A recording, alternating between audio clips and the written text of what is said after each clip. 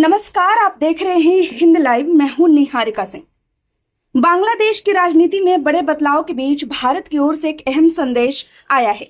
भारत के प्रधानमंत्री नरेंद्र मोदी ने बांग्लादेश के संसदीय चुनावों में बीएनपी की निर्णायक जीत पर पार्टी प्रमुख तारिक रहमान को हार्दिक बधाई दी है। पीएम मोदी ने स्पष्ट शब्दों में कहा है कि भारत एक लोकतांत्रिक, प्रगतिशील और समावेशी बांग्लादेश के साथ खड़ा रहेगा। इस बयान को दक्षिण एशिया की राजनीति में एक महत्वपूर्ण कूटनीतिक संकेत माना जा रहा है। बांग्लादेश में हुए संसदीय चुनाव में बांग्लादेश नेशनलिस्ट पार्टी यानी बीएनपी ने निर्णायक जीत दर्ज की है। इस जीत के बाद यह लगभग साफ माना जा रहा है कि तारिक रहमान के नेतृत्व में नई सरकार का गठन होगा। राजनीतिक विशेषज्ञों के अनुसार यह परिणाम सिर्फ सत्ता परिवर्तन नहीं बल्कि बांग्लादेश की राजनीतिक दिशा में बड़े बदलाव का संकेत है। प्रधानमंत्री नरेंद्र मोदी ने सोशल मीडिया प्लेटफॉर्म एक्स पर अपने संदेश में लिखा, बांग्लादेश के संसदीय चुनावों में बीएनपी की निर्णायक जीत पर मैं तारिक रहमान को हार्दिक बधाई देता हूं। यह जीत बांग्लादेश की जनता के आपके नेतृत्व पर विश्वास को दर्शाती है। भारत लोकतांत्रिक, प्रगतिशील और समावेशी बांग्लादेश के प्रति अपना समर्थन जारी रखेगा। मैं आपके साथ मिलकर हमारे बहुआयामी संबंधों को मजबूत करने और साझा विकास लक्ष्यों को आगे बढ़ाने के लिए तत्पर हूं। यह संदेश कूटनीतिक भाषा में बेहद संतुलित और सकारात्मक माना जा रहा है। विशेषज्ञों का कहना है कि यह संदेश सिर्फ औपचारिक बधाई नहीं बल्कि दिल्ली ढाका संबंधों से संभावित नई शुरुआत का संकेत है।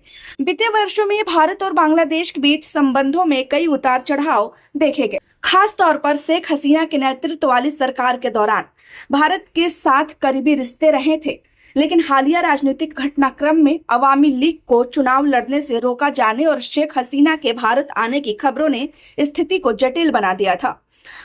बांग्लादेश भारत का महत्वपूर्ण पड़ोसी देश है, पूर्वोत्तर राज्यों के लिए रणनीतिक कनेक्टिविटी का मार्ग, व्यापारिक और सुरक्षा साझेदार। ऐसे में वहां की सत्ता में बदलाव का सीधा असर भारत की विदेश नीति पर पड़ता है।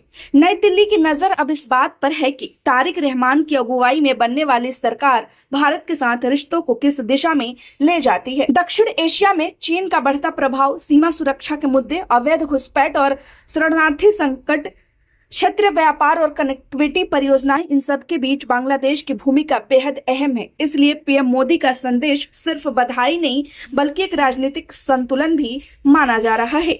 बीएनपी लंबे समय से अवामी लीग के खिलाफ विपक्ष में रही है। हालिया चुनाव में अवामी लीग को चुनाव लड़ने से रोका गया। भारत समर्थक नेतृत्व पर सवाल उठे। बांग्लादेश में भारत विरोधी नैरेटिव को हवा मिली। ऐसे माहौल में भारत की ओर से संतुलित और सकारात्मक प्रतिक्रिया दोनों देशों के रिश्तों को स्थिर बनाए रखने की कोशिश के रूप में देखी जा रही है।